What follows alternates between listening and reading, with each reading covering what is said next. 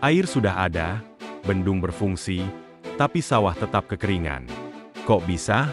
Karena ada bagian jaringan irigasi yang selama puluhan tahun dibiarkan terbengkalai, dan dampaknya dirasakan jutaan petani Indonesia.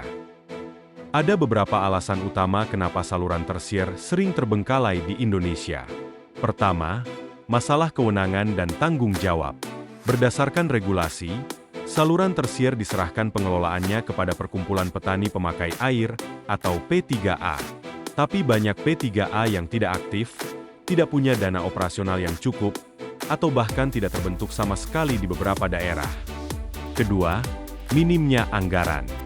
Pemerintah pusat dan daerah lebih fokus mengalokasikan anggaran untuk jaringan primer dan sekunder yang skala dan visibilitasnya lebih besar. Saluran tersier yang ribuan kilometer panjangnya sering luput dari perhatian dan pendanaan. Ketiga, alih fungsi lahan. Ketika lahan sawah di sekitar saluran tersier beralih fungsi menjadi perumahan atau kawasan industri, saluran tersier ikut hilang atau tertimbun. Tidak ada lagi petani yang merawatnya. Keempat, lemahnya pengawasan. Tidak ada sistem monitoring yang memadai untuk memantau kondisi ribuan kilometer saluran tersier yang tersebar di seluruh pelosok Indonesia.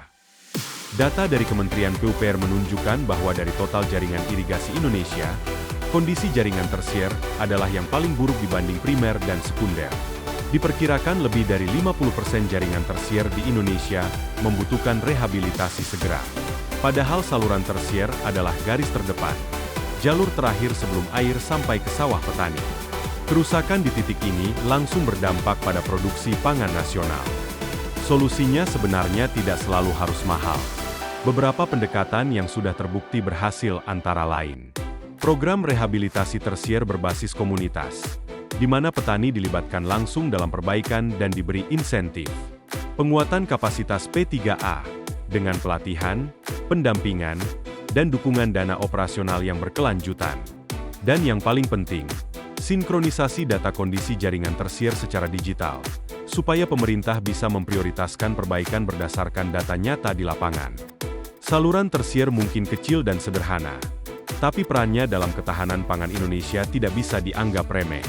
Tanpa jaringan tersier yang baik, semua investasi besar di bendungan dan saluran primer tidak akan pernah sampai ke tangan petani.